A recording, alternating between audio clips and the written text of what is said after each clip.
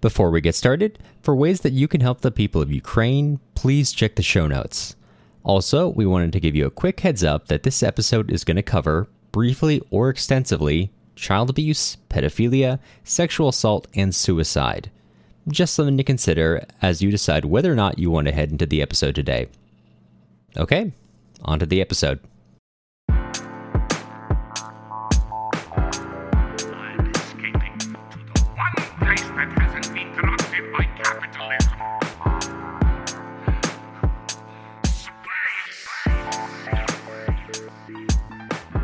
Hello, and welcome to Tipsy Tolstoy, Russian literature for the inebriated.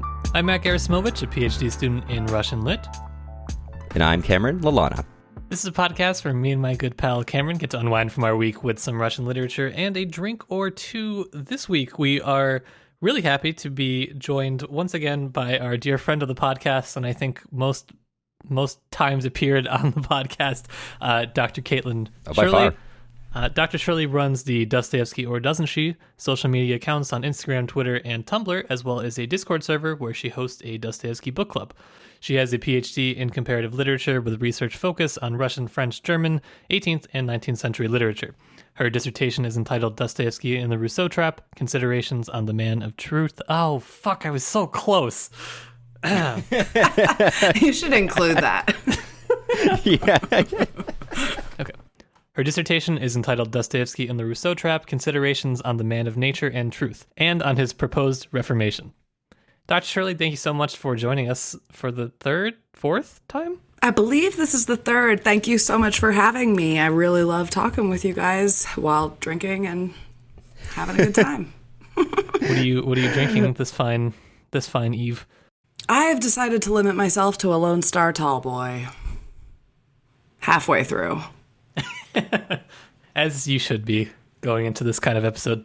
Good moderation that Matt and I should probably show more often. It is Sunday. Yeah, that's true. Well, luckily for me, I don't work on Mondays, so I get to be a little bit debaucherous. Matt, what about you? Yeah, I'm drinking just sparkling water. Got a little vodka in it. My little 5 p.m. drink since we're recording earlier than normal. Very nice. Nice. Yeah, being reasonable to drink at it's 5 p.m. It's very early. Yeah, 5 p.m. for you. Yeah, not like I'm recording and drinking several beers at 3 p.m. my time. That's What beer? I'm opposite you. I'm drinking a couple Stella Artois to bring into this episode because nice. Boy howdy, do I need it to describe this. Do this recap. Oh yeah. I have to say, I read this and listened to the audiobook because I've been doing a lot of driving recently, and the narrator is very, very good, but listening to him do Svidrigailov is the most singularly unpleasant thing I have experienced in the last week. Oof. And that's been a rough week, too. Yeah. I was just driving through like the mountains, getting to LA, just listening to him really, really dig into that role, and then really get into that like very deep laughter after almost every line. It was a great time. Yeah. I'm glad you got that, because at least he's a good narrator. The narrator from the audiobook I was listening to recently, I just found a free one, and it was not good. Did not enjoy it. Narrators make or break it. Mm-hmm. That's yeah, exactly, and they really made it in the worst way possible for this one. They succeeded, but at what cost? Yeah, exactly. Yeah. So let's. We've been really hyping it up. I'm excited to do the episode, but wow, I'm not excited to describe some of these things today. So let's talk about what has been happening in part 6, which is the last part, but not the last bit of Crime and Punishment. And some pretty major things are going to happen here. As you might recall, in the last episode, Katerina Ivanovna has passed away. In the few days since her death, Raskolnikov has kind of returned to that. I hesitate to kind of make this a direct comparison, but like the days after his murder, or the murder he commits, where he's basically half conscious, just wandering all over the place, really only able to understand a little bit at a time. He continually goes back to go see Sophia and the children as they're kind of having an extended funeral service paid for by Svidrigailov. He vaguely remembers seeing them all, but is really barely there. He tries to get away and be solitary, but the further out he gets away from people, the more he feels like a sense of presence and annoyance, and he actually has to return to large crowds and hanging out in taverns and such to really feel truly alone. At the point that we're actually joining him, he's just like really horking down some soup that Nastasia has given him, and as he's eating that, Razumikin just pushes open his door and comes in and just immediately goes off on Raskolnikov, telling him about how Raskolnikov's mother has taken down with illness, how they've been trying to find him, but it's been so difficult to track him down, and now that he's not even thinking about his mother even while she's ill, and his mother's thinking that he is with what Razumikin refers to as his girl, meaning Sonia, but Razumikin has found that he's not there. In fact, really no one knows where he is, and he's really just there to give him a good thrashing and then take off. But Raskolnikov stops him and says, hey, pull up a chair real quick, let me just talk to you. And he tells them that he spoke to Dunya actually recently, and he's kind of basically told him what he's been telling him this entire book, that he's a good man, etc., and that he should take care of her and the family, etc., etc. And then he basically indirectly tells Razumikin the same thing he told Dunya, which is that he needs to do something to kind of clear the air up, which Razumikin takes to mean that Raskolnikov is a political conspirator and is going to undertake some kind of event. And by the way, he's talking about telling Dunya about this. Razumikin comes to think that Dunya is also a conspirator involved in this, and realizes, oh, so that's why you've been so out of sorts lately. And that suddenly that letter Dunya got this morning, which upset her so greatly, that makes sense too. At which point Raskolnikov is like, wait, hold on, a letter? Don't know what that's about. But Razumikin is so excited not excited, maybe that's the wrong word, but feels much better about it at this point, now that he thinks he understands what's really been happening here, and is like, oh, I knew everyone said you were mad, but I knew you were not. I knew it was something else going on. He gets up to go, having told Raskolnikov now that he no longer intends to drink because Raskolnikov has made him drunk instead. And he says, oh, by the way, I talked to Porfiry, and Porfiry has told me that as you might have heard, the workman, Nikolai, who I previously so staunchly defended, said it could not have been him. Nikolai has confessed, and they believe that he is actually the murderer of Alyona Ivanovna and Lizaveta. And with that, he leaves. Raskolnikov watches him go and thinks, I need to settle things with Porfiry and Svidrigailov, and he's driven to almost a rage, and he feels ready to kill them at this point. And he's kind of stepping out of his room, and it suddenly all comes crashing down when he finds Porfiry outside coming in to see him. I like that little detail he just drops at the end. Like, thanks. Now that you told me I can go for your sister. You know what? Take a little something for you too. I actually I have one note. Yes. Razumikin knew what he'd done as of part 4 at the end of chapter 3. That's right. They had a silent moment on the stairs where Razumikin realized. All at once, Razumikin gave a start. Something strange seemed to pass between them, as if the hint of some idea, something horrible, hideous, flitted by and was suddenly understood on both sides. ... Razumikin turned as pale as a corpse. You understand now, Raskolnikov said. Go back. Go to them. And he walked out of the house. And shortly at the very end of that section, in short, from that evening on, Razumikin became their son and brother. And I love this because Razumikin is described as, someone who could get drunk and have fun or not drink and have fun, and someone who had punched a cop. Razumikin is a cab and he is not an arc. I love that. He's ride or die. He really is. I kind of take it as him trying to settle this sort of dissonance. He's kind of looking for a way out, maybe. Yeah. Raskolnikov? Razumikin. Oh. How do you mean? Maybe. In the sense that if somebody was to give you really, really bad news, the way your brain kind of, perhaps if my good co-host Cameron told me he murdered somebody in our telepathic way that we communicate, perhaps I would be kind of looking for other ways to explain his behavior that were not what I had very strongly suspected. Yeah, I think there's both of those things. I think he knows, and he wishes so bad that it wasn't true. Mm-hmm. Yeah, to the point of intense self-deception, which I guess is true for a lot of characters. Yeah. Yeah, so there's that. And we have Porfiry coming in, and Raskolnikov obviously does not love this development. Porfiry says, oh, you know what, I see you're going out, just invite me in just for the length of a cigarette. I just want to basically clear the air with you. I just want to tell you, I respect you, and I think we should be on the same level here. And he begins to explain to Raskolnikov that the things the other day, they got a little excitable between us, a little untoward almost. In fact, I lied to you, I must admit. I didn't actually have any orders for anyone to come rushing in. So that was really just something I was getting to kind of lead you along. And let me tell you how I came to suspect you. And he begins to lay out how, starting with a rumor, he began to go through and see all these things that led him to believe that Raskolnikov was the murderer, such as confessing to Zametov in the restaurant, or you might recall one of the people who was at the Alyona Ivanovna's apartment when Raskolnikov went back to basically confess, follows him in the street and calls him a murderer. Recall that Raskolnikov basically just put his head on and walked on. And so Porfiry says, yeah, those were all extremely suspicious things, essentially. He even admits in this process his admiration for Raskolnikov, mentioning again the article that they'd previously discussed, saying that although he didn't agree with its conclusions, he does really admire its youthful sincerity, and he does have a genuine liking for Raskolnikov, even though he understands that Raskolnikov hates his guts. And so as he's going through all this, Raskolnikov is kind of like, could he really believe that I'm not the murderer? He seemed so sure before. This must be some kind of trick.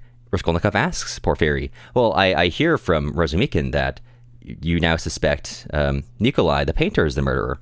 And Porfiry says, oh, yeah, Nikolai. And he begins to go through, talking through Nikolai's character, his history, how he'd, before coming to Petersburg, he was kind of descended from Old Believers and was involved in several kind of groups. It's not really said if it's like explicitly an Old Believer group or something kind of tangentially associated with the Old Believers.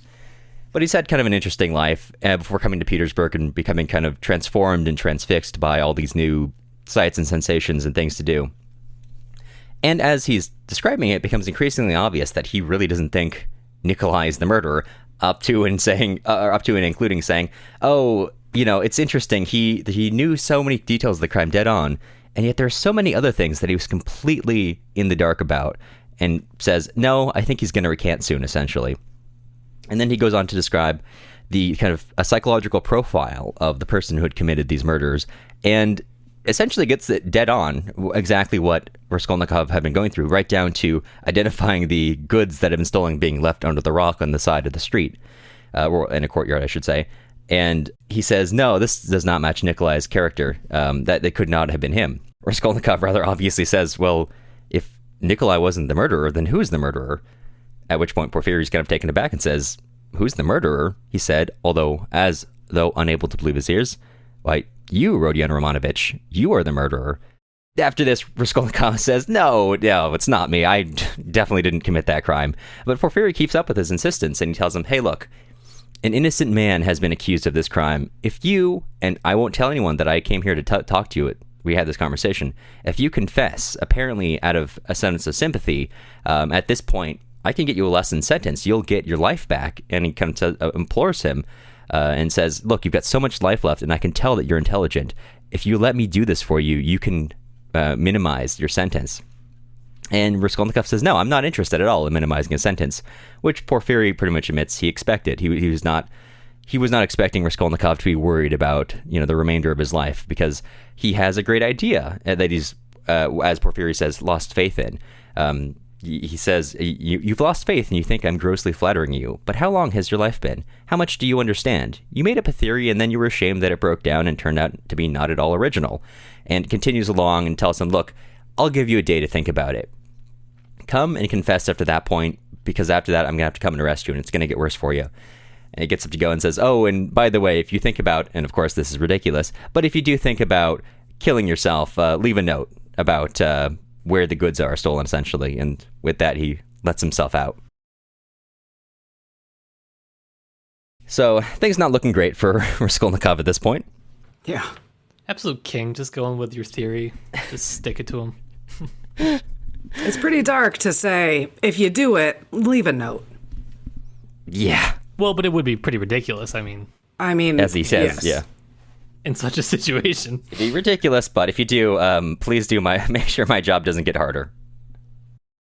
As they say, a bullet in the brain or Siberia. Yeah. Oof. Yeah. So at this point, which looking great for Raskolnikov, he decides that he really needs to settle things with Svidrigailov, because his desire to settle things with Porfiry has kind of been, that rug's been pulled out from underneath him. So he heads out to go to Svidrigailov's apartment, but finds himself kind of wandering off, not in the direction of Svidrigailov's apartment, taking, in fact, a route down out of the Haymarket, which he normally would never take, and happens to see Svidrigailov sitting in kind of a tavern off the side of the road in a room by himself. And he's like initially like, oh, wait, what are the odds I would have seen him here? And he's kind of looking at Svidrigailov, and Svidrigailov looks at him, and this weird moment where they're both pretending to not have seen the other before Svidrigailov, basically realizing the jig is up and he can't hide because they're staring directly at each other, starts laughing and invites him in. So he goes in to see Svidrigailov, and Svidrigailov he's sitting there with a glass of champagne, and he's having a young singer, maybe someone who works at the tavern or wherever he's sitting in, singing to him, and he kind of tells her, okay, that's enough, you can go now, and offers Raskolnikov a drink, who turns it down. And Raskolnikov tells him, as they kind of are getting to this conversation more so, after talking about the chance, which Svidrigailov has said, in fact, there is no chance here. I made sure this happened. Svidrigailov is like, we should have this conversation pretty fast. In fact, I have plans in about an hour, so time is very precious for me. And Raskolnikov essentially agrees that time is very precious, and notes that, well, everyone has his plans. A lot of plans going on here. None of these plans are leading to great places. Svidrigailov kind of laughs and is quite warm to him, which is you'd understand to be confusing after this initial kind of reticence to see the other. He invites him in, and he papers over this kind of awkwardness they had at the beginning, saying, oh, it's only natural, and begins to talk about the food in the place and many other things, and they begin to talk about his past. He talks about what had happened before he met Marfa Petrovna, the life he lived, and he kind of talks over some of the kind of existential feelings that he's had through the 7 years that he spent living out in the countryside. And he mentions briefly shooting himself because of like the boredom of this all, which make a quick note in that, which Raskolnikov almost doesn't exactly make fun of him for, but as he's going on, Raskolnikov kind of returns to this at least once or twice, and Svidrigailov after that says, oh, let's not talk about that. I admit that this is a weakness of mine, but I rather am afraid of death. And so he continues to talk about his past and what exactly had happened between himself and Dunya, and he really begins to put forth a version of history, talking about his history with Marfa Petrovna, where he tells Raskolnikov, well, when we first came together, I told her I was never going to be faithful to her. And, of course, she seemed crushed, but, she was a rather jealous type, so it was really better for me to get that out of the way. And just for this whole section, I just want to clarify that I'm talking through Svidrigailov's words, and I'm going to have to regret a lot of things I'm going to have to say. But he says, she was the jealous type, so I think she appreciated on some level that I was transparent with her, and she set out some rules for me that, of course, that I could do this, I couldn't do that, I had to be open in these affections. Were I to fall in love with anyone I were to pursue, I would tell her at once, but of course, she didn't believe I was capable of love, so that was never going to be a problem. This is kind of how they go for a number of years, up until the point when Dunya is hired as a governess, and he says to Raskolnikov, like, oh, Marfa Petrovna must have known what she was doing, because just look at Dunya, how could I have resisted, essentially? And when she comes in, he tells her, like, yes, she was very chaste, and she in many ways did not engage with me, but I could tell, and in fact I knew when at one point there was another member serving in the house, Parasha, who he says, like, oh yeah, there was this other girl who was quite beautiful, but she was always so emotional, and then one day Dunya kind of corners me in the garden and says that I should leave Parasha alone, which I think this is an interesting piece of storytelling, just as a side note, the ways that Dostoevsky is both writing this narrative and also letting you see the gaps in it, with the obvious starting of the story of, oh yeah, Parasha, she was so emotional for some reason. Anyway, Dunya cornered me and told me to leave Parasha alone, with that obvious gap in there. I think that's it's quite interesting that how Dostoevsky, I don't know if this is intentional or not, is calling your attention to the holes in Svidrigailov's story. So anyways, I was busy doing nothing bad in the garden. Yeah. He most definitely does. And he makes a very pointed reference to Rousseau at one point when he says, it's what's called la nature et la vérité, it's what's called nature and truth, which I've talked at length about on this podcast before, but that direct reference to Rousseau tells us Dostoevsky is saying Svidrigailov is telling a very calculated story right now. He is not presenting things in any way like in a whole truth kind of way. It's very much an edited story. Yeah. And of course, not that because Dunya has not been a major point of view character, so we don't have, like, I guess, the same way of kind of telling the difference in how she thinks in the same way that we can for other point of view characters. But it's quite apparent in the way that Svidrigailov describes these characters that it diverges pretty widely from who they are, which this kind of opens up in him interrupting the story to tell Raskolnikov about his theory of flattery and how you can get that to essentially make people do things that they think are totally they will not even believe that they are a part of the actions that you're getting to do. And in his case, theoretically getting women to fall in love with him and believing that they're innocent in all of this, before he kind of pulls the rug out from under them. And this is another way that it kind of, you're saying that, like you said, this is an edited story in which he almost revels in the stories of some of these women who he revels in the anger they show against him when one thing or another has happened in that kind of relationship they've had.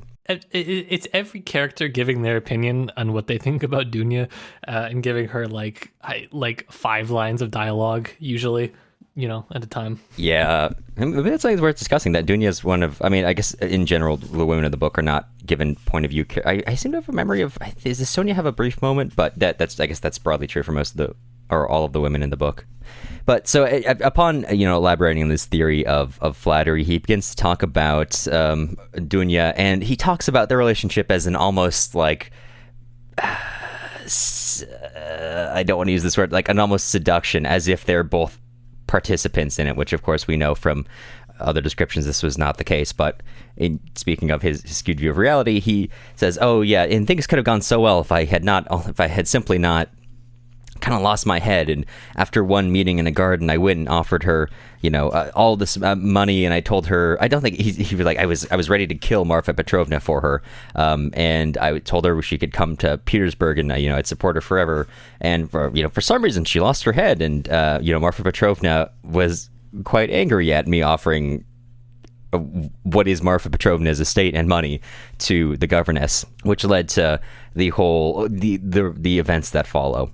He's as he's going through this, Svidrigailov notes that he doesn't usually drink, but he is drinking a lot more, so he's getting a lot more into the stories than he'd usually tell. And at many points he kind of he stops himself and says, oh, I've been drinking too much, I should pull back at this point.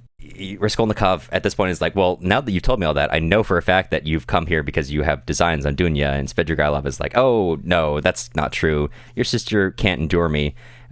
And besides, I have a fiance at this point. I know I mentioned that to you previously, but now at this point I actually do have one settled, and goes into talking about how an extended story on basically how he's found a poor family and has convinced them to marry their 16-year-old daughter to Svidrigailov, who is, as is noted in this section, well over 50.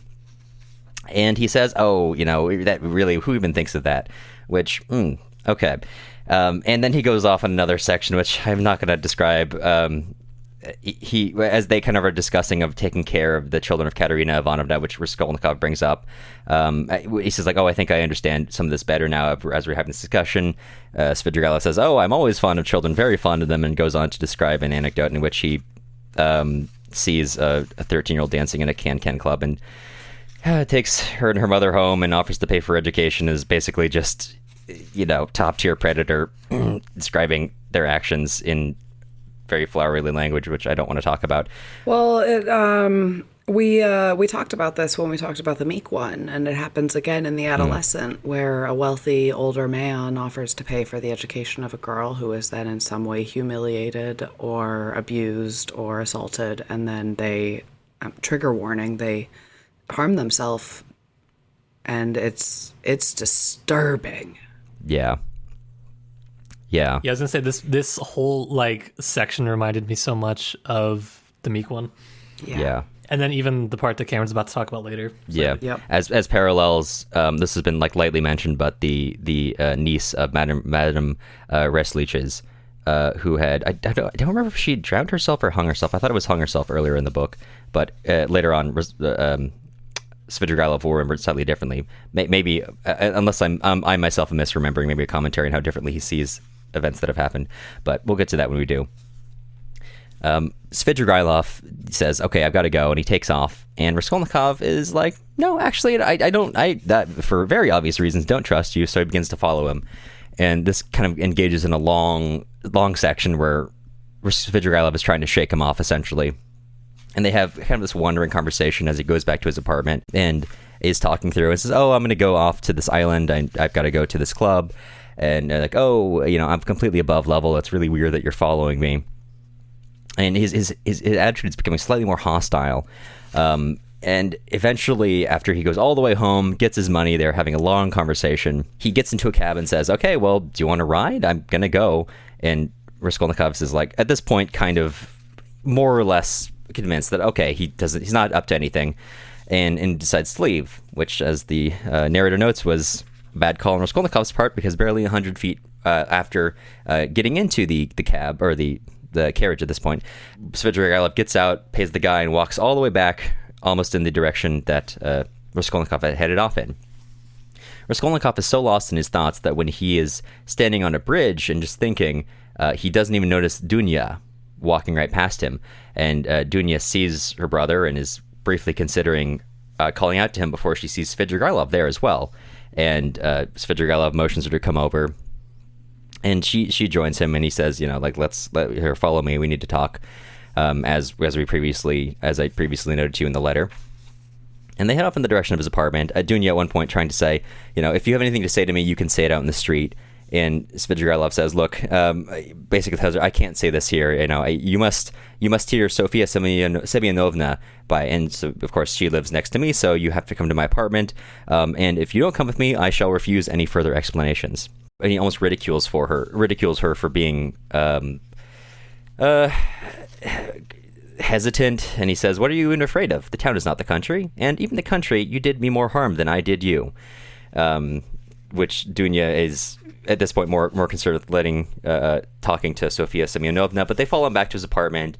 At this point, she does not appear to be at home. So Svidrigailov convinces her to come in, and so he can explain to her while they wait for Sofia Semyonovna. And he takes over to a room in kind of the far side of his apartment, and it's completely empty in this room. And he points out some doors in there, and off to the right, he said, "Okay, so this is a door that connects my apartment to Madame Reslich's. And on the left, you'll notice in front of this door, there's a chair. That leads to Sofia Semyonovna's room. And it's in that room, and in fact, in this chair, where I heard Raskolnikov confess to killing Alyona Ivanovna and Lizaveta." And Dunya is understandably very dubious about this claim. And she does not believe him, despite Svidrigailov saying, no, I heard Raskolnikov say it in his own words. And in fact, it's quite in line with his own beliefs. Don't you know he believes that misdeeds are permissible if the principal aim is right? And Dunya says, "Oh, wait, so you've read Raskolnikov's article?" To which Svidrigailov replies, "Article? What article?" Which I think we should put a pin in that, because it's really interesting that even without reading the article where Raskolnikov explicitly lays out his beliefs, Svidrigailov still has a pretty good understanding of his motivations. So at this point, desperate for confirmation or probably denial, Dunya jumps up to go see if Sofia is home yet, and finds that the door is locked. And she turns around and says, "Wait, why is the door locked? What's going on?" And Svidrigailov gets up and advances on her and monologues at her, basically capping off with, "It's very difficult to prove an assault of Dotia Romanovna." At which point, Dunya pulls out a fucking revolver. Yes, queen. And points it at her. Dunya keeps that MF thing on her. And as they're having this standoff, Svidrigailov recognizes the gun, and he says, "Oh, you have my revolver." To which Dunya responds, "No, everything out in the countryside was Marfa Petrovna's. Nothing of yours was in that house. I took this when I began to suspect what you were capable of." To this, Svidrigailov really isn't cowed, and he's even weirdly into it. And he says, "I know you will shoot, you pretty wild creature. Well, shoot away." And he remarks that he's never seen her so, quote, beautiful as in this moment. And Dunya pulls the trigger. And right as she does, Svidrigailov moves. And as he moves, the bullet grazes by his temple. And he realizes, oh, no, she really intends to kill me. I like how this happens in like half of the duels in Russian literature when the first shot misses, but it's very clear that they're trying to kill the person. The offense that person takes. Like, how dare they aim at my head? Well, so Dunya pulls the trigger again, but this time the round is a squib. It doesn't go off, and Svidrigailov crosses the room and takes the gun away from her and kind of envelops Dunya. And Dunya implores him to let her go. And he says, "Then you don't love me?" She says, "No." "And you can't? Never?" And she says she will never. And he has this moment which is described as like a dumb, terrible struggle in his heart. And he lets her go and gives her the key and like tells her, like, just get out of here. You've got to go now, essentially. And Dunya hurries off. Following this, Svidrigailov goes back out into the town. He seems to be trying to distract himself, going back to taverns and other assorted entertainments before coming back to his apartment and finding Sofia Semyonovna. He goes to her, having returned from where she is, and tells her that he's made arrangements to take care of the kids. And furthermore, here's 3,000 rubles to take care of yourself. And he lets her know that I'm leaving to go to foreign lands. I'm going to America. Following that, he goes to see his fiance's family to let them know that he's got some urgent business to attend to and he's got to leave, but he'll be back soon. You know, he apologizes for leaving so suddenly and gives them 15,000 rubles as a wedding gift. The whole family is overjoyed, except for, as you might imagine, the 16-year-old who is engaged to marry this 50-something-year-old, and it's written that she goes to bed amazed at the large amount of money and rather sorrowful. Following this, Svidrigailov goes and wanders around a bit more before getting a room to sleep in for the night. Over the course of the night, he's got a variety of dreams. The ones I'll highlight are when he dreams of a drowned girl, which is, I think, implied to be Madame Rieslich's niece, as well as another dream, during which he thinks he's awake, trying to check out, finds himself unable to leave this hotel, before finding a young girl in a cupboard, all wet from having been out in the rain. He takes her back to his room and undresses her and puts her in his bed and watches her rather intently, and has a really sick line of thought, which we'll discuss more later, and goes to pull the blankets off her before he suddenly wakes up. He goes about the day walking around, initially intending to go to Petrovsky Island before realizing, one place is as good as the next. And he just stops by a building where a guy's just kind of hanging out. And he turns to the guy and just stares at him. And the guy's like, what's up? And Svidrigailov says, I'm going off to a foreign land, to America, actually. And the guy says, okay. At which point Svidrigailov takes out the revolver, which Dunya had pulled on him, and says, I guess this is the place. To which the guy says, no, this isn't the place. And Svidrigailov responds, why, my friend, I don't mind. It's a good place. When you're asked, you just say he was going, he said, to America. And at that point, he shoots himself. Yep. Yeah, so there's a lot going on there. Raskolnikov, following this, in the same day at about 7 p.m, he goes off to go see his mother, who he finds alone, and they have a moment where he basically asks her, no matter what, will you love me forever? And she says, yes, of course, you're my son. And he says, okay, good, because I'm gonna go away. And she doesn't entirely appear to understand this. She kind of has this sense she keeps asking, like, well, I'm going to see you tomorrow, right? And he says, well, yeah, I'm going to go away, but, and hopefully you'll love me forever, but I'll be back.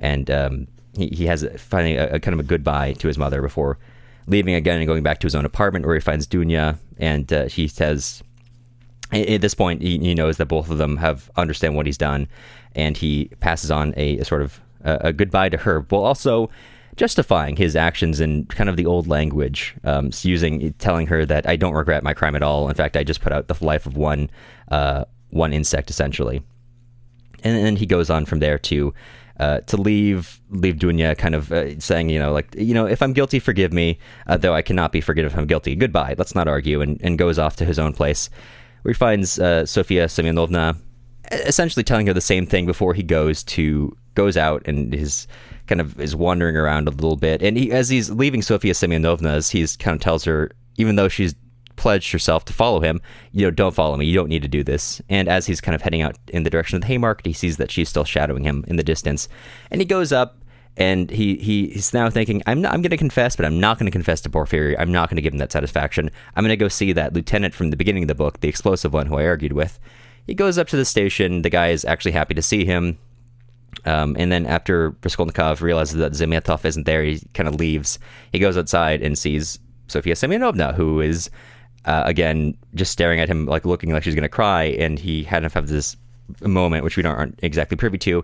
He turns back around, he goes inside, and the officer is like, did you forget something? And Raskolnikov says, it was I who killed the old pawnbroker and her sister Lizaveta with an axe and robbed them. Ilya Petrovich opened his mouth. People ran up on all sides. Raskolnikov repeated the statement. So that is the end of part 5. A not exactly confession? 6. Excuse me. Sorry. Not good with numbers. That's the end of part 6. Yeah. Yeah, it's very specifically a statement. Yeah, and I actually had a question, because I think we mentioned, actually I honestly can't remember if we mentioned this earlier or if we had this discussion beforehand. You said I incorrectly described this as a confession, and you noted that it's not really a confession, it's a statement. This is like, it's around everything around a confession. I was wondering if we could talk a little bit more about that. Yeah, so the Russian word is показания. He makes a statement. He says something. It's as simple as, I ate an apple. I have confessed nothing in making that statement. The word in Russian "исповед" for confession, like a spiritual confession, is not used here very pointedly. And he definitely goes to the police station. He makes what is a legal confession, but that doesn't matter here. That's not going to save him. That's not going to save his soul or repair the split implied in his name that came from the crime, the преступление, the stepping over that boundary, that split that resulted between him and humanity, between him and God from his crime. A statement won't do that. And the 2 lines of ellipses that follow Raskolnikov repeated his statement, that's what we're pondering in the space that those ellipses give us. What did that even do? Nothing. And we see, as you'll talk about next week, how little it did. Yeah. It's interesting.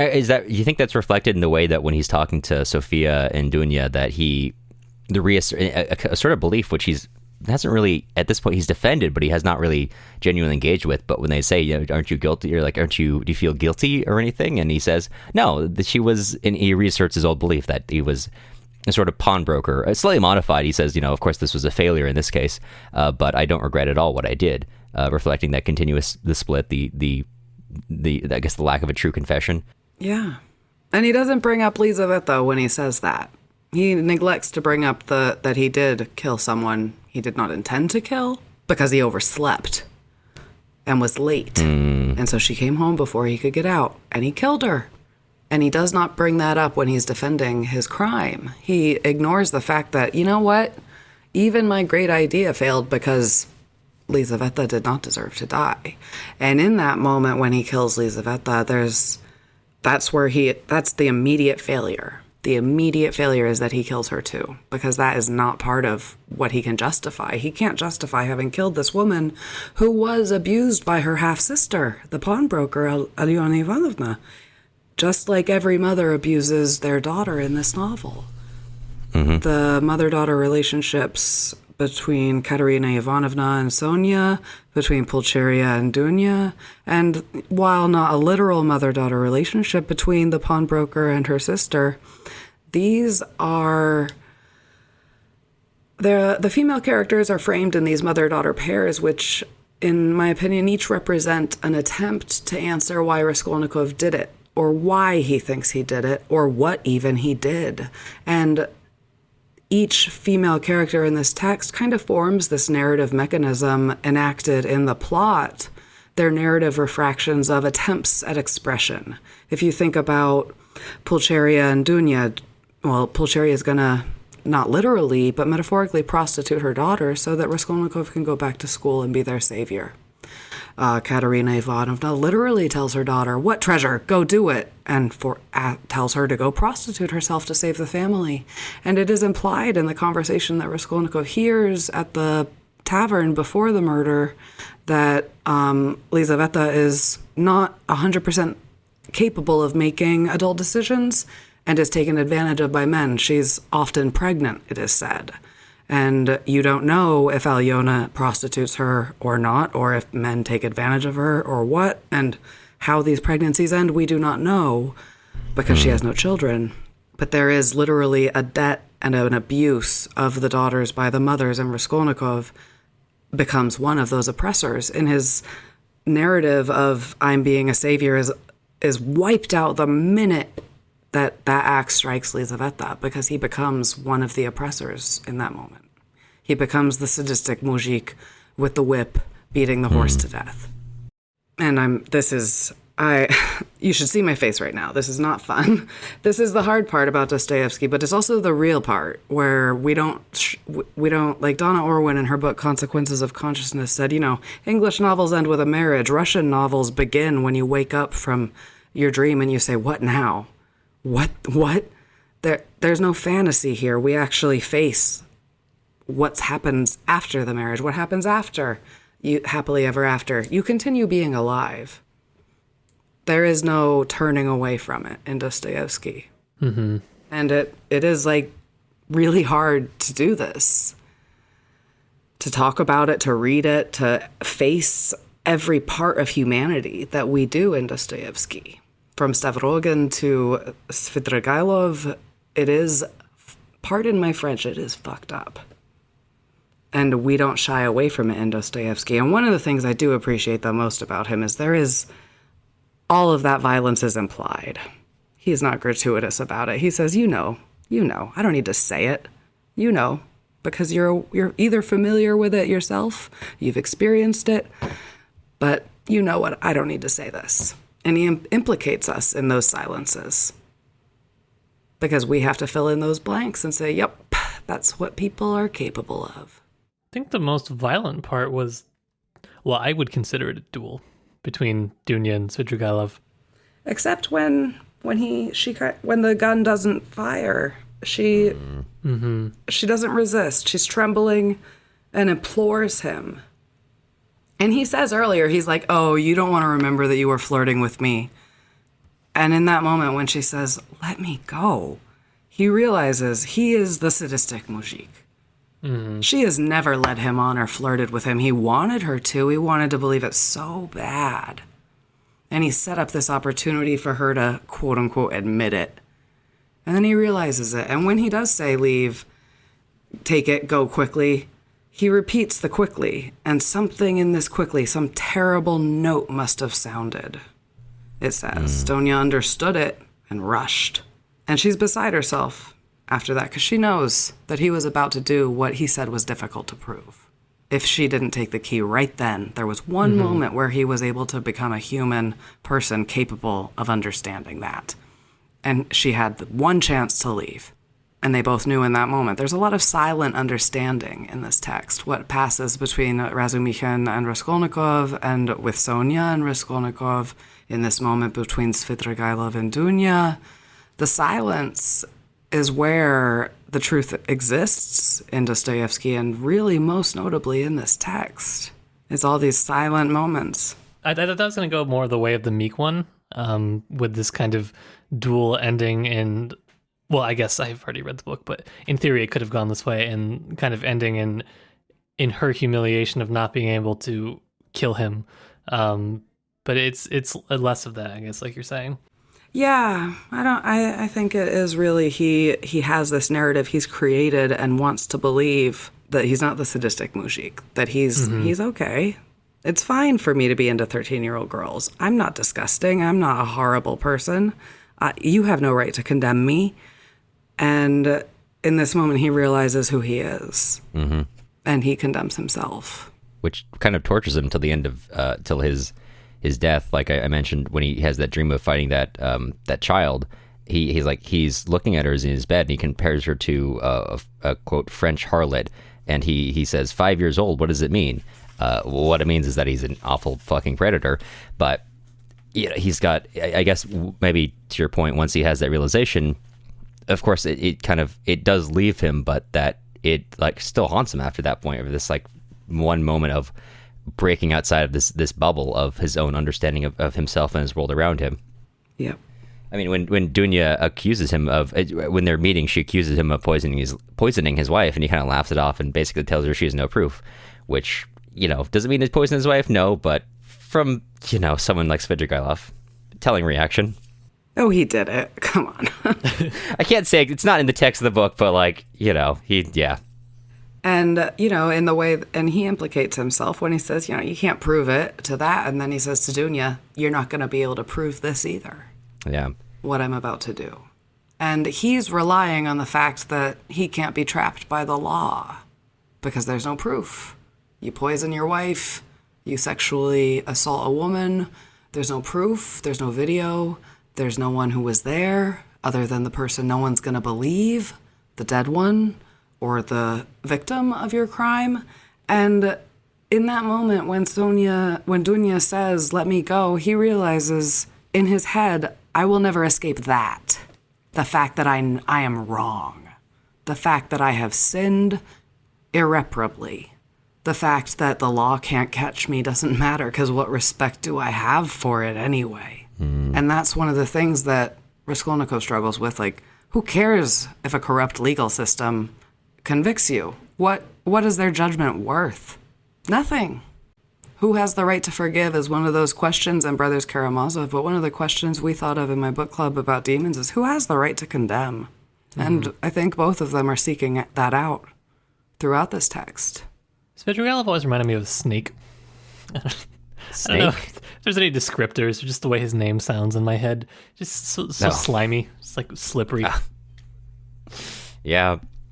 I do. Sorry, I don't know if you want to say something about it, but there's something that you've said, Kaitlin, that was really interesting to me, that there's so much truth in silence. And this is kind of a theory that it's forming as I'm saying this.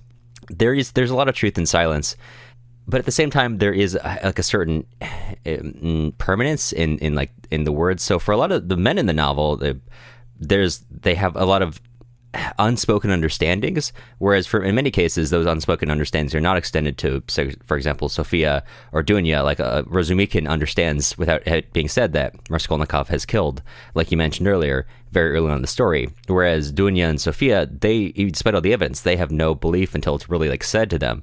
But at the same time, that kind of those unsaid truths are so easily papered over. And Dunya and Sophia, although they kind of do in many ways overlook things that are directly in front of them, as soon as they're kind of out there, they stand out as like, well, no, this is the truth, and they carry that on forward, whereas people like Razumikin are able to kind of paper over that and forget it, and those unsaid truths, despite having been quicker on the draw, are things that they can hide and put away if they're inconvenient, whereas Sophia and Dunya both kind of stand as who are remarkably clear-eyed in the sense that as soon as that they don't believe it until it's said, or it's not, it's not something they engage with until it's said, but once it is, that becomes a defining feature for them and the people around them, because in many ways they define their lives around them. I would argue that Sonia did understand before he said it straight out. In that scene in chapter 5, when he confesses to her, there is, before he's actually said it, she understands. And she says, "What have you done?"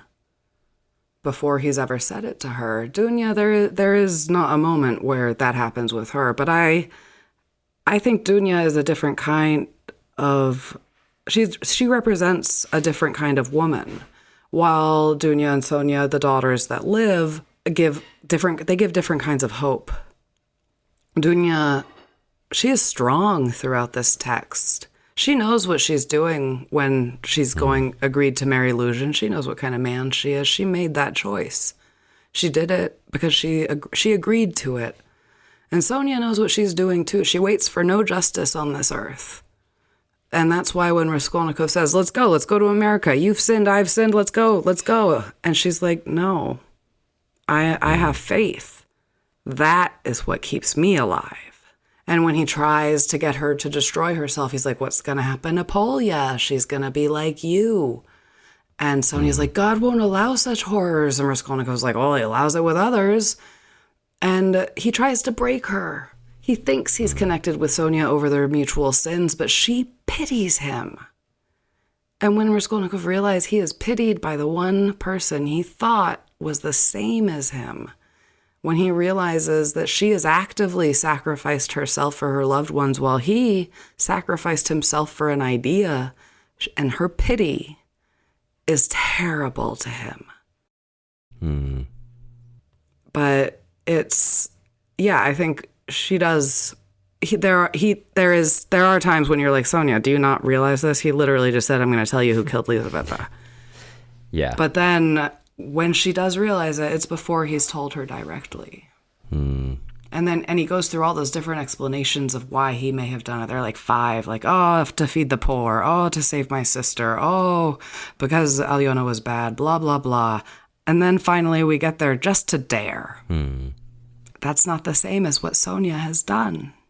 She is actively trying to save people. She has a real reason for why she does what she does. She has not isolated herself from the world, her inner needs, or those who need her. She is not like Raskolnikov and what he thinks he sees in her. Just like with Svidrigailov in that moment with Dunya, Raskolnikov has a similar reaction with Sonia in that scene in part 5. That, great, I'm alone. I am alone. Is it because we are seeing so much Svidrigailov in this chapter, but as I was looking at my underlines, the amount of anti-Semitic comments in this part specifically, significantly higher than any other part of the book. I think. Yep. That's something I'd not consciously thought about that, but yeah, and you mentioned that. That's one or two I can think of in the rest of the book. But yeah, I off the top of my head, I would count at least 3, maybe 4. I think there's even more than that. I was looking back at all the ones that I marked, and I was like, my goodness. Yeah. Sorry, I'm just looking through things I marked and wanted to bring up. Yeah, it's tough to get through part 6 of this book. Yeah.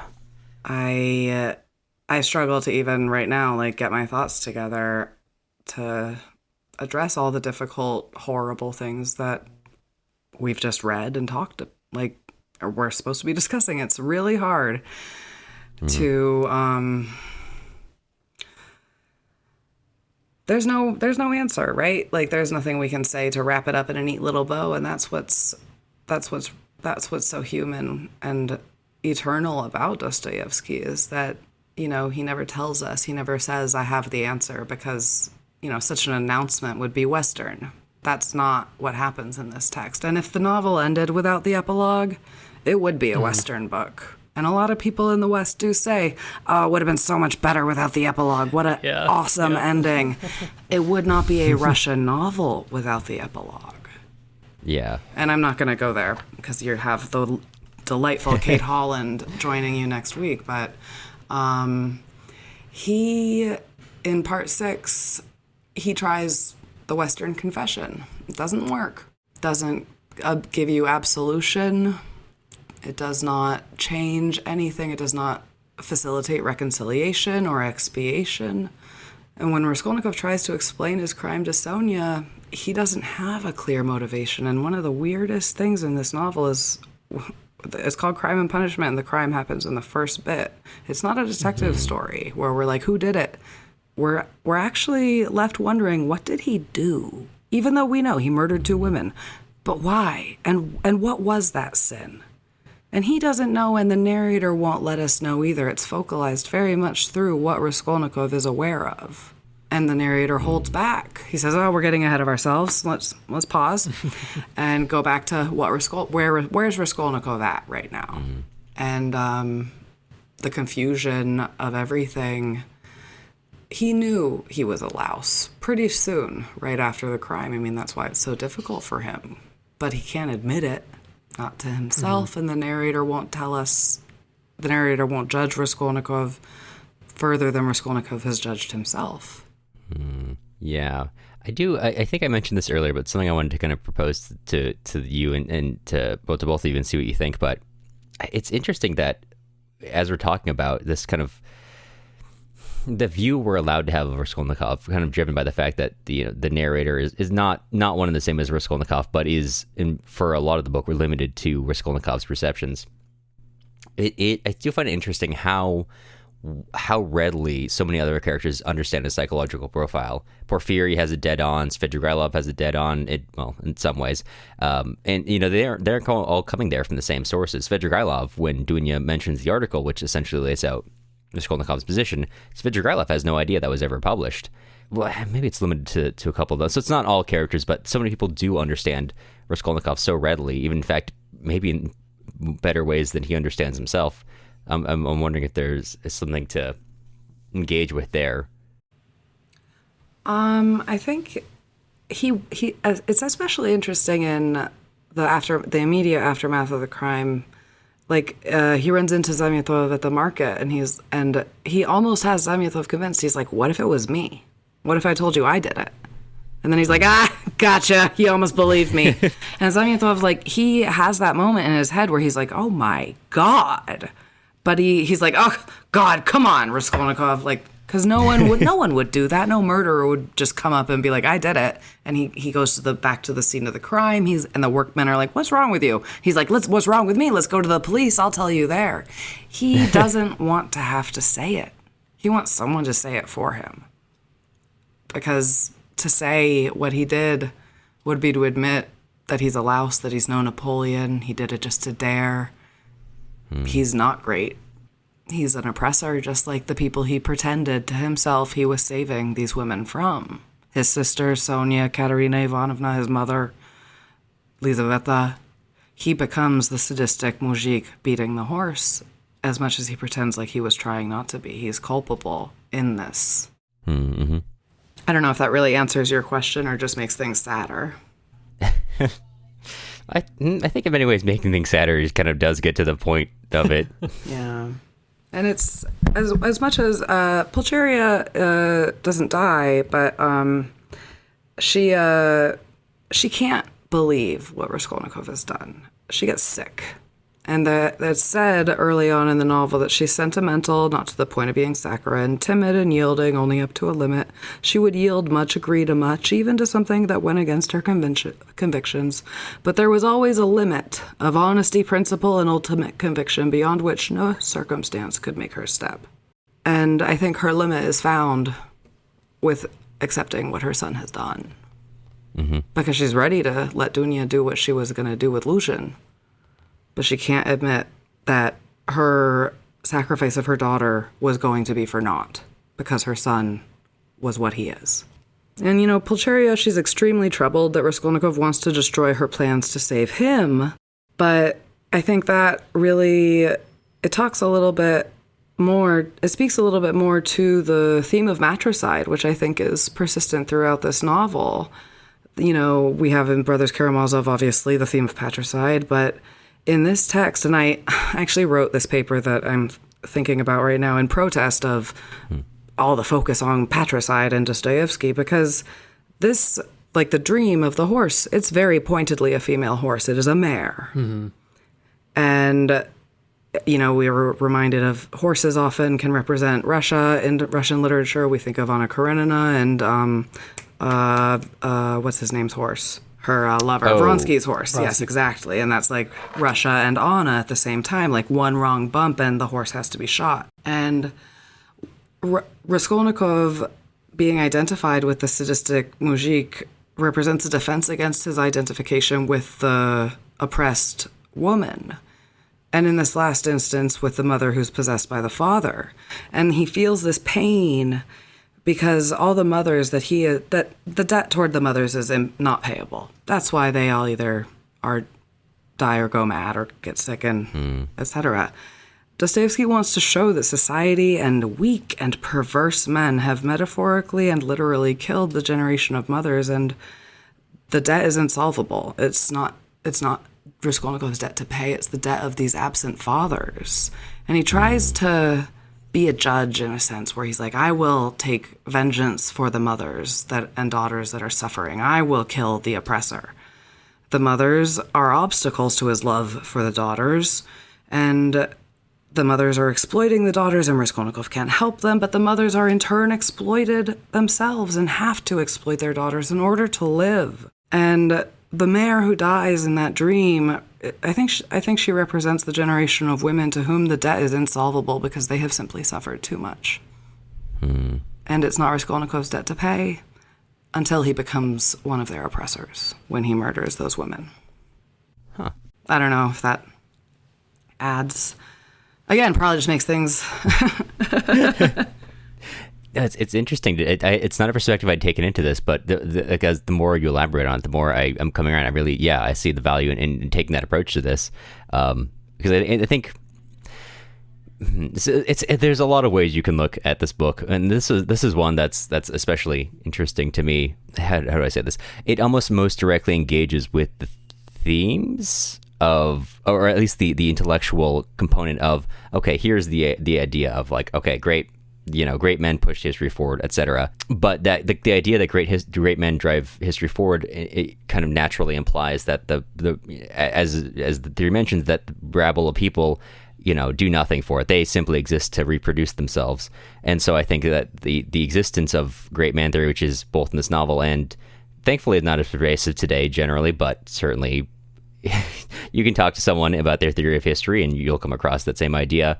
I think engaging with the natural corollary, or maybe even the opposite, of like the generations of people who this theory creates, of like those who feel they have this right to inflict upon others and change society, which of course is at best like understood as these few great people who push history forward, but of course is an axis of many, many thousands to millions of people who believe they are those theoretical great few, who then inflict this kind of relationship upon those around them.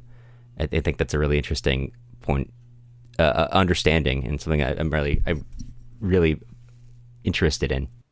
Yeah, I think it's, yeah, and we see throughout the novel, Raskolnikov's like, I'm a great man who can push history forward, and yet women are always taking care of him. Nastasia, Sonia, Dunya, his mother, they're all trying so hard to take care of him. At the end, when he goes to Dunya and he's like, I can't tell you, I just can't, he thinks of Sonia again, after he's already realized he's alone and she's not going to condemn herself with him. And he goes to Sonia, and I think in that moment when he kind of feels buried by his mother and sister, like I can't return to the fold through my family. But there is something with Sonia that he can, because when she knows what he did, she says, I'll follow you, I'll go. She tells him what to do. She says, go make a public declaration of what you've done. Tell everyone, go to the crossroads. I have killed. Tell them that. And the difference between a public and a private confession is enormous in Dostoevsky. You can deny a private confession, hope that the guy who overheard it offs himself, but you have to tell the world what you've done.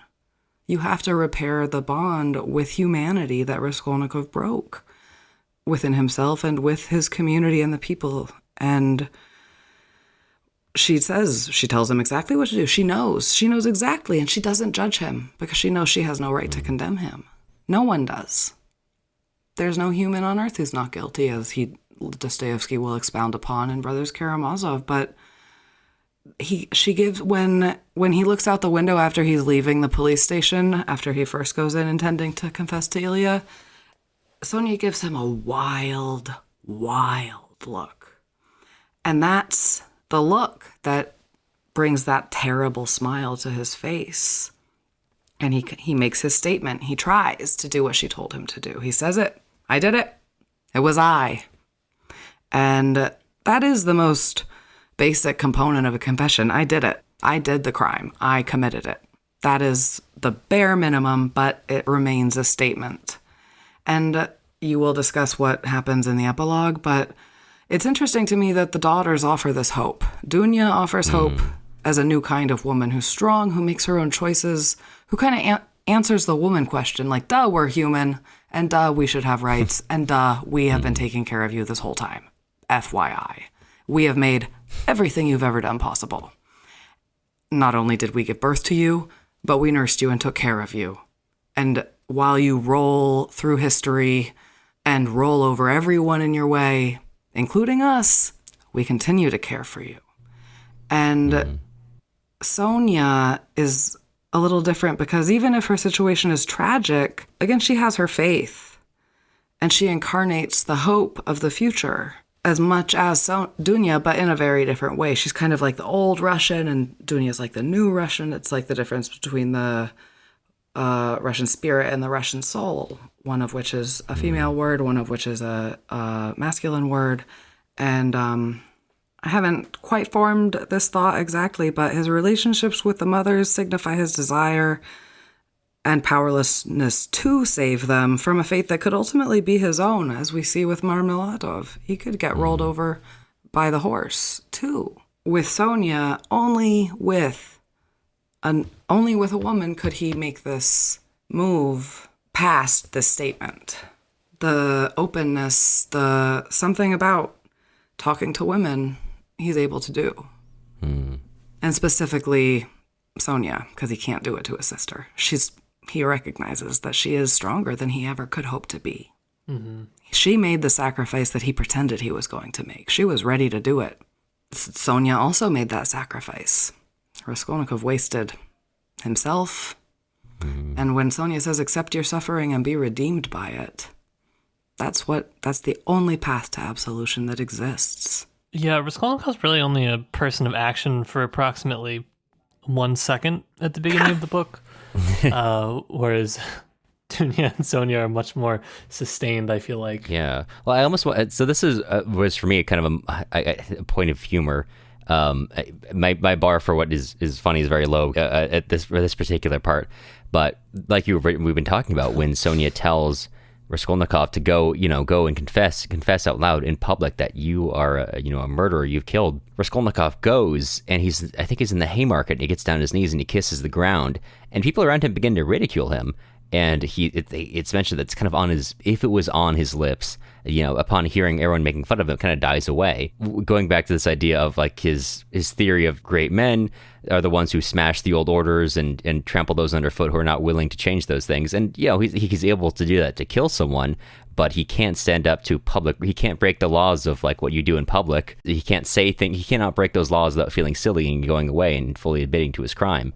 And I don't think that was intended, but it's an interesting parallel because Dunya and Sonia have been working and like have been suffering humiliations under societal expectations this whole time through, which is something talking about the novel. Like this novel is talking about the sufferings of life and not just those big events. Raskolnikov takes that big event and thinks that this is the change, but the day-to-day expectations of society from even as small a thing as just acting a little silly in public is something he can't do.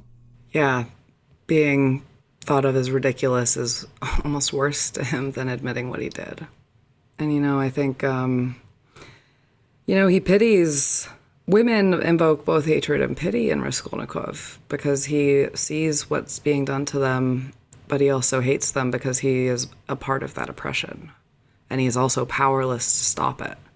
And this crime one could think of as an attempt to liberate the daughters from that power of the mothers over them.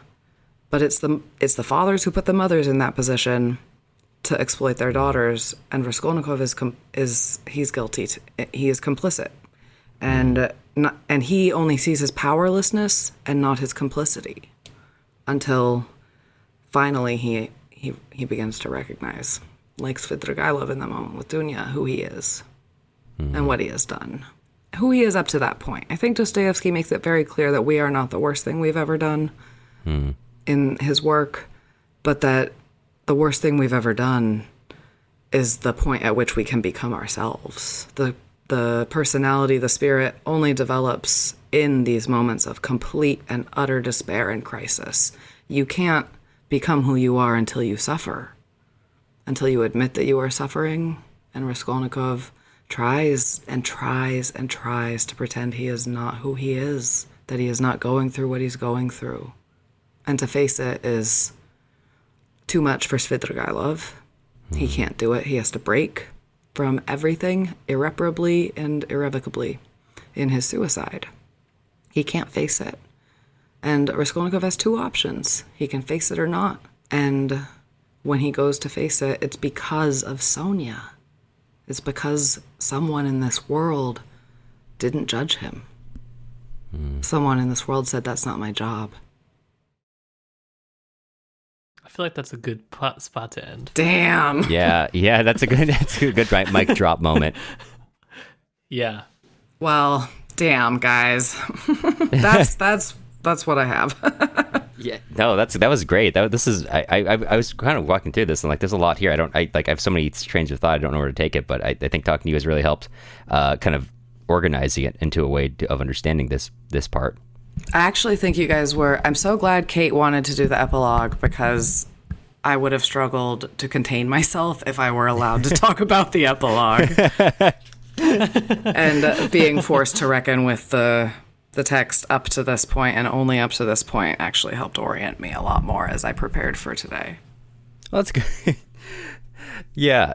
No, it's been interesting to kind of talk through. I feel like each time we talk through, we kind of go back on some of the things we used to think and kind of reevaluate some of the things we've been thinking. So we found it useful week to week to take this bite by bite rather than all at once, which is overwhelming because there's a lot here.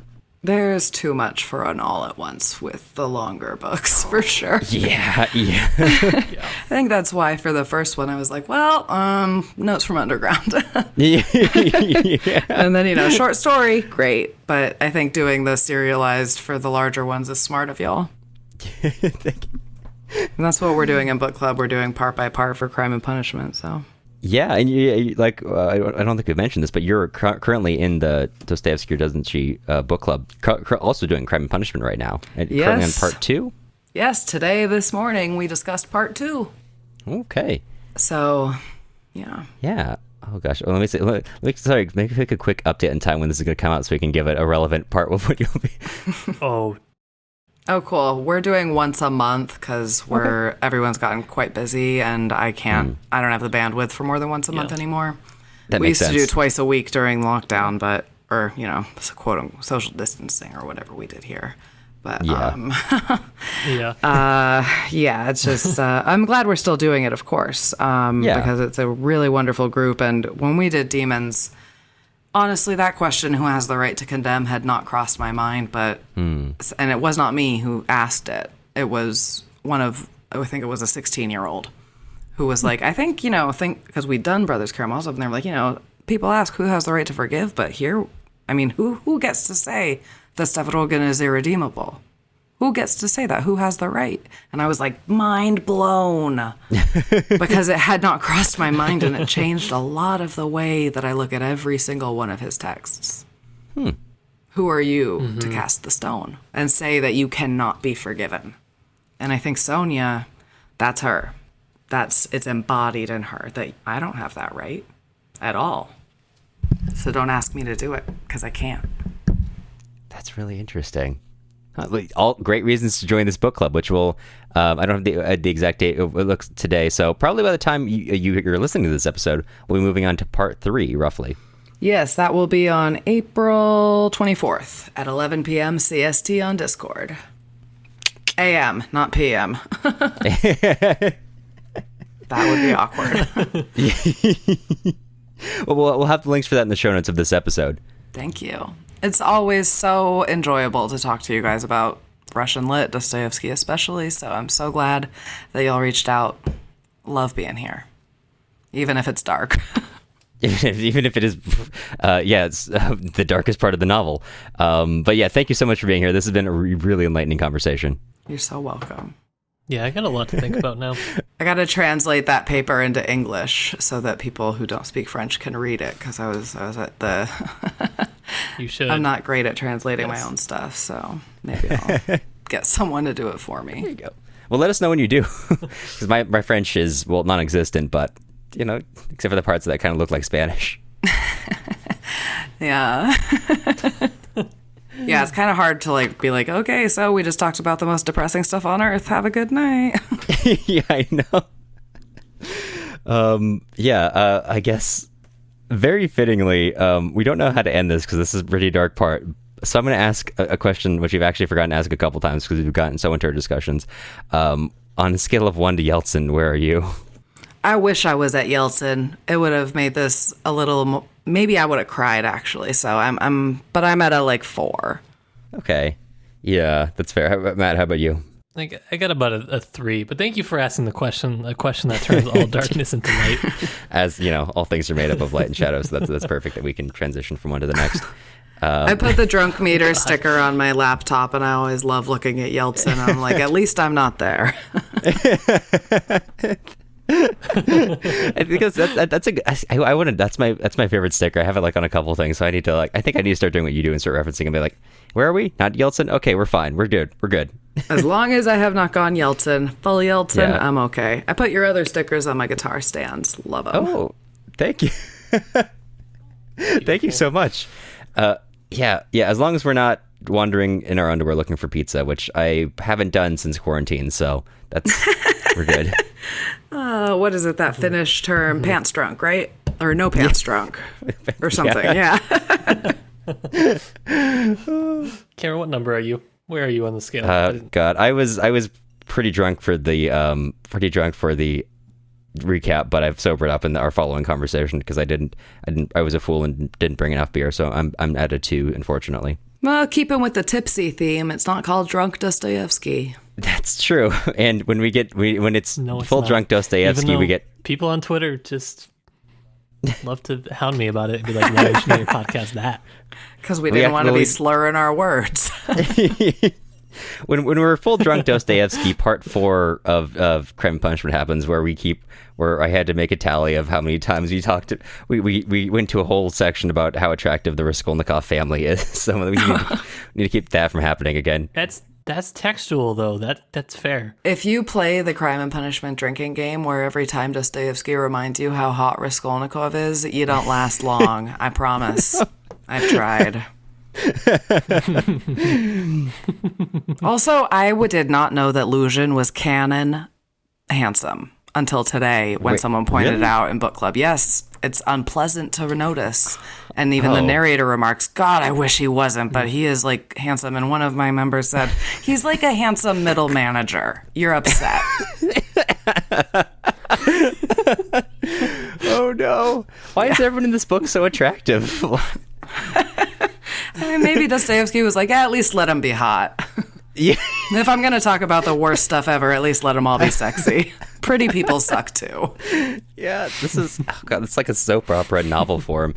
And I didn't think about this because I knew Raskolnikov was young, but it wasn't until today, I texted Matt about this, that I found out that Raskolnikov's 23, which has thrown me into a slight existential crisis, but... I mean... You know, I was actually reminded of this, that Thomas Jefferson's age when the Declaration of Independence was written, I think he was like 21 or something. I'm just like, great. What have I done? I'm old enough to be the president now. What am I doing? Oh, Dostoevsky didn't even intend this one, but he's still throwing people for existential loops. Hey, Dostoevsky took a while to get to where he got, starting with Notes from Underground, so... I think we have time. That's true. I'm going to hold on to that one. Thank you. Okay. Well, it's been really good chatting with you. Thank you for being here today. Thank you for listening, if indeed you still are. You've probably guessed it by now, but next episode we're going to be covering the epilogue of Crime and Punishment with the final Kate. That is to say, Dr. Kate Holland, who's going to be really useful in helping us wrap up this entire series. If you have not already picked up Crime and Punishment, then we highly encourage you to do so to read through it yourself and see what thoughts you come up with. You can pick it up through the affiliate links on our website, or just in general. There are a million copies of Crime and Punishment out in the world. And before we release you from this hostage situation, we wanted to extend a sincere thank you to all of our current patrons. That's Julie, Stephanie, Alex, Yitza, Drew, Joanne, Mysterious Stoner Dude, Elise, Cole, Allison, Brandon, Irini, Larkin, Alex, Lou, Jesse, Paige, Jack, Daniel, didn't put those two together intentionally, Darren, Janice, and a name I cannot repeat in good conscience, and Jeff. Podcasting isn't free, and grad school doesn't pay very well, so if you're interested in joining with our current patrons to keep the show running, take a look at our Patreon at patreon.com/tipsytolstoy. The music used in this episode was Soviet March by Toasted Tomatoes. You can find more of their stuff on toastedtomatoes.bandcamp.com and also on YouTube under the same username. If you're looking for other places to find us, you can also follow us on Instagram at Tipsy Tolstoy Podcast or join our email list on our website, tipsytolstoy.com. And you'll hear from us again soon.